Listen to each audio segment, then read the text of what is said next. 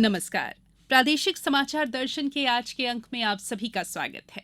इस कार्यक्रम के जरिए हम आपको बताते हैं कि कैसे विभिन्न योजनाओं का लाभ प्रदेश के अलग अलग जिलों में मिल रहा है और कैसे वहां पर बदलाव आ रहा है। साथ ही दूसरे महत्वपूर्ण आयोजनों की जानकारी भी हम आप तक पहुंचाते हैं। तो आइए आज के इस अंक की शुरुआत करते हैं।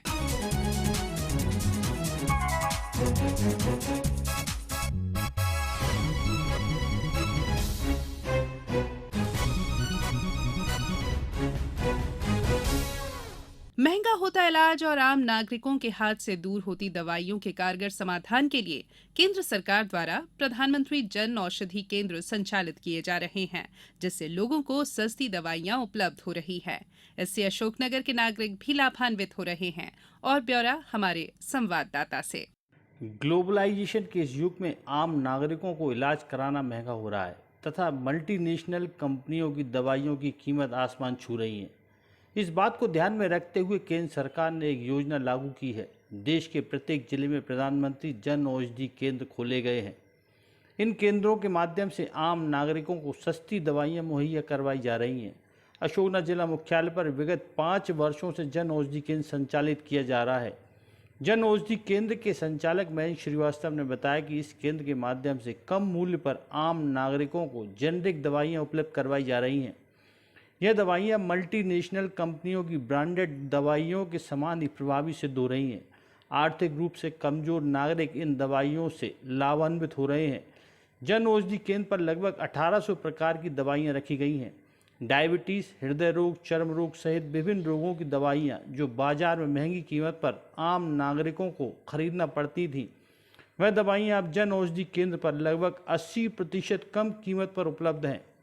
श्री श्रीवास्तव ने बताया कि यह दवाइयां गुणवत्तापूर्ण होते हुए WHO से टेस्ट की जाती हैं, जिसका भरपूर लाभ उपचार के दौरान मरीजों को मिलता है। प्रधानमंत्री जन औषधि केंद्र के माध्यम से जहां आर्थिक रूप से कमजोर लोगों को सस्ती दवाइयां मिल रही हैं, वहीं युवाओं को स्वरोजगार के अवसर भी मिले हैं। कोविड महामारी के दौरान प्रधानमंत्री जन औषधि केंद्र की महत्वपूर्ण भूमिका भी रही है। सभी केंद्रों पर फेस मास्क, सैनिटाइजर, आवश्यक वस्तुएं आसानी से उपलब्ध रही हैं।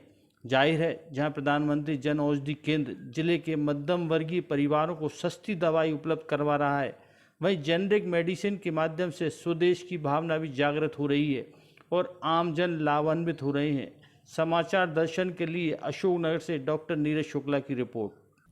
भिंड जिले में केंद्र सरकार द्वारा शुरू की गई प्रधानमंत्री रोजगार सृजन योजना के माध्यम से बेरोजगार युवा लाभान्वित हो रहे हैं। ज्यादा जानकारी के साथ जुड़ गए हैं हमारे भिंड संवाददाता। इस योजना में ग्रामीण एवं शहरी क्षेत्र के बेरोजगार युवाओं को अपना खुद का उद्योग शुरू करने हेतु लोन मुहैया कराया जाता है। जिला व्यापार एवं उद्योग केंद्र के अधिकारी ब्रिज मार्कम ने योजना की विस्तृत जानकारी देते हुए बताया कि इस योजना का मुख्य उद्देश्य बेरोजगारी दर को कम करना है, ताकि आर्थिक रूप से कमजोर वर्ग अपना जीवन यापन अच्छे से कर सके और उन्हें आर्थिक तंगी का सामना भी ना करना पड़े। इस योजना के माध्यम से युवाओं को 10 लाख रुपए से लेकर 25 लाख रुपए तक का लोन मुहैया कराया जाता है। केंद्र सरकार द्वारा प्रदान किए जाने वाले लोन पर सब्सिडी भी वर्ग के हिसाब से प्रदान की जाती है। भिंड जिले में इस योजना के तहत इस वर्ष 58 बेरोजगार युवाओं ने आवेदन किए थे, जिसमें पात्र 35 प्रकरण ऋण स्वीकृति हेतु बैंक भेजे गए। भिंड जिले में कई बेरोजगार युवा इस योजना से लाभान्वित होकर सफल उद्यमी बने हैं। इन्हीं में से एक महिला सफल उद्यमी नेहा गुप्ता हैं, जिनका पुलिस लाइन के सामने लाहौर रोड पर शिवा ऑयल मिल स्थापित है। उन्होंने आकाशवाणी को बताया कि वे एक निम्न मध्यम वर्गीय परिवार से हैं, पति मजदूरी का कार्य करते हैं, जिससे उनके परिवार का पालन पोषण करने एवं बच्चों की शिक्षा में काफ़ी परेशानियां होती थी।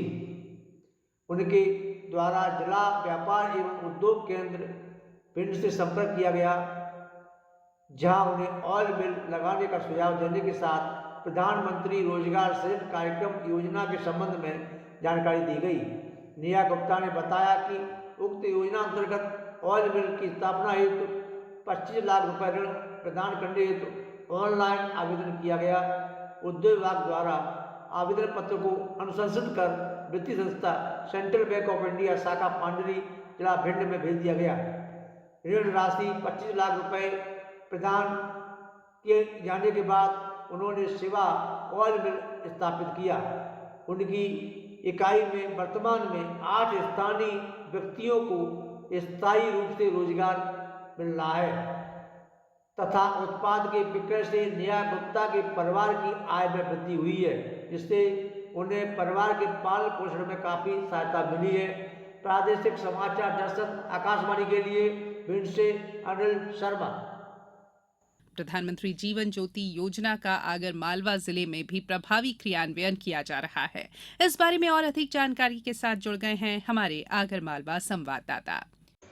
प्रधानमंत्री जीवन ज्योति योजना के तहत 18 से 50 वर्ष के आयु समूह वाले बैंक खाता धारक बीमाकृत व्यक्ति की मृत्यु होने के मामले में जोखिम सुरक्षा 2 लाख रुपए का प्रावधान है।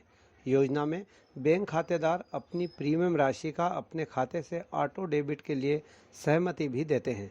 इस बारे में ज़्यादा जानकारी के साथ हमारे साथ हैं आगर मालवा लीड बैंक के प्रबंधक दिलीप सिंह।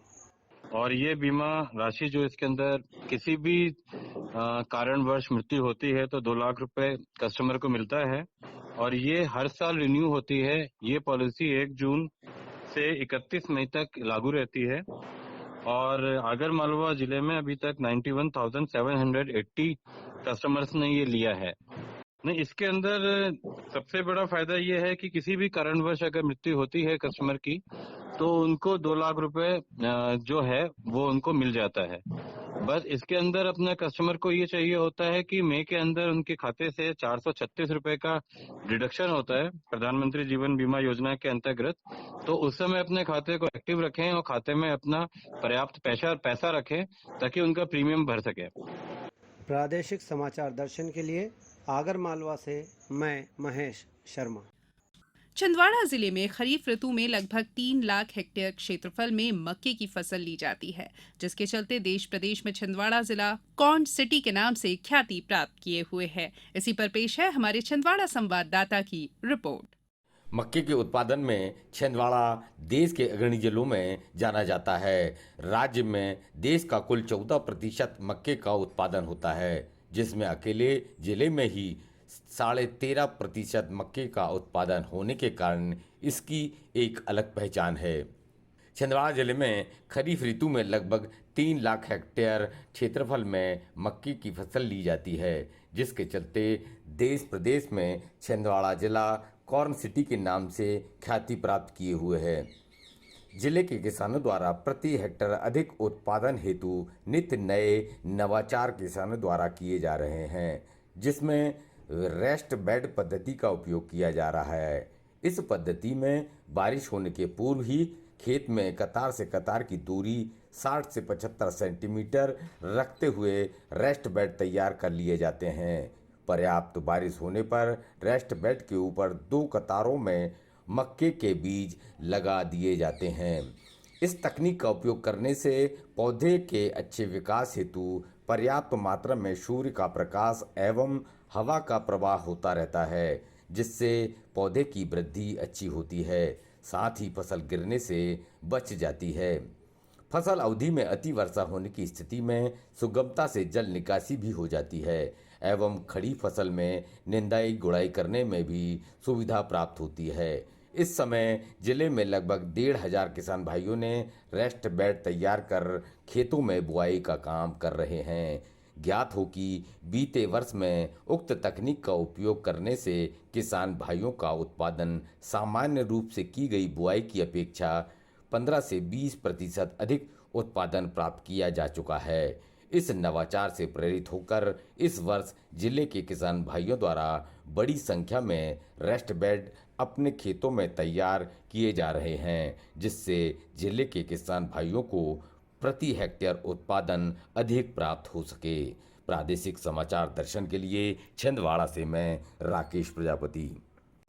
बड़वानी जिले के किसान प्रधानमंत्री किसान सम्मान निधि योजना का लाभ लेकर अब आर्थिक रूप से आत्मनिर्भर बन रहे हैं। अधिक जानकारी दे रहे हैं हमारे संवाददाता। पश्चिमी निमाड़ का बड़वानी जिला आदिवासी बहुल्य जिला होकर जिले में अधिकतर किसान लघु व सीमांत कृषक हैं। इन किसानों की आय का एकमात्र जरिया खेती बाड़ी होकर वे इस पर पूर्णतः निर्भर रहते आए हैं। लघु किसान होने तथा आय के अन्य साधन नहीं होने के चलते ये किसान बोनी या सिंचाई के समय अपनी खेती की जरूरतों को पूरा करने के लिए साहूकारों से कर्ज लेने पर मजबूर थे। इनको खेत की जरूरत के वक्त लगने वाले खाद, बीज तथा अन्य संसाधनों के लिए ऊंची ब्याज दर पर कर्ज लेना पड़ता था, जिसे चुकाने में इनकी अधिकतर आय खर्च हो जाती थी। किंतु केंद्र सरकार की प्रधानमंत्री किसान सम्मान निधि योजना के चलते तथा योजना का लाभ लेकर अब किसान जरूरत के वक्त मिलने वाली आर्थिक सहायता से अब खेतों में लगने वाले बीज, खाद व अन्य जरूरी चीजें खरीद पा रहे हैं। इससे उन्हें साहूकारों व बाजारों से उचित दर पर ब्याज से मुक्ति मिल गई है। अब किसान आर्थिक रूप से सक्षम हो गए हैं। अगर बड़ौनी जिले की बात की जाए तो जिले में कुल 1,35,887 किसान होकर इनमें से 1,25,712 किसान प्रधानमंत्री किसान सम्मान निधि का लाभ ले रहे हैं। वहीं 10,175 किसान विभिन्न कारणों से अपात्र हैं। गौरतलब है कि प्रधानमंत्री किसान सम्मान निधि के तहत 2,000 रुपए की राशि साल में 3 किस्त के रूप में किसानों के खाते में कुल 6,000 रुपए की सहायता ऑनलाइन जमा की जाती है। जिले के किसान इस योजना का लाभ लेकर साहूकारों से चुंगल से मुक्त होकर अपनी खेती की जरूरतों को पूरा कर रहे हैं। प्रादेशिक समाचार दर्शन के लिए बड़वानी से मैं शिवपाल सिंह सिसोदिया। प्राकृतिक आपदाओं से फसलों को होने वाले नुकसान की भरपाई के लिए प्रधानमंत्री फसल बीमा योजना से बैतूल जिले के किसानों को बड़ी राहत मिल रही है। इसी पर पेश है हमारे बैतूल संवाददाता की रिपोर्ट। बैतूल जिले के 97,820 किसानों को प्रधानमंत्री फसल बीमा योजना के तहत 82,96,40,495 रुपए की सौगात मिली है। मध्य प्रदेश के मुख्यमंत्री शिवराज सिंह चौहान ने गत 12 जून को सिंगल क्लिक के माध्यम से किसानों के बैंक खातों में प्रधानमंत्री फसल बीमा की राशि जमा की है।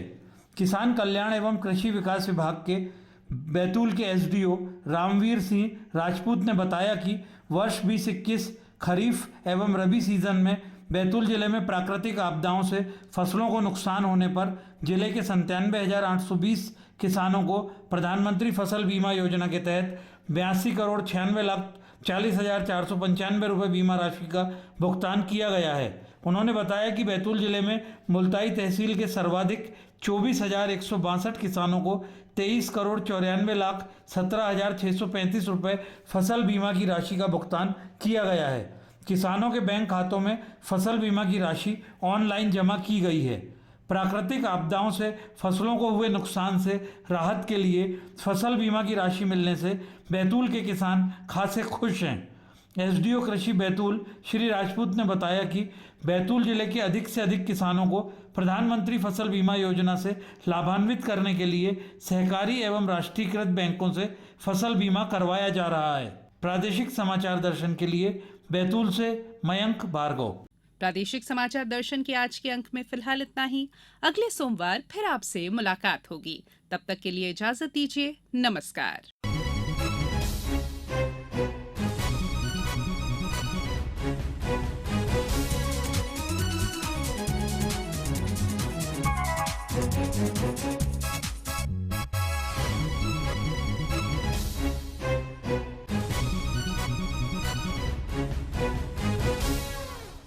आलेख और वाचन स्वर संयुक्ता बैनर्जी। प्रस्तुति प्रादेशिक समाचार एकांश भोपाल।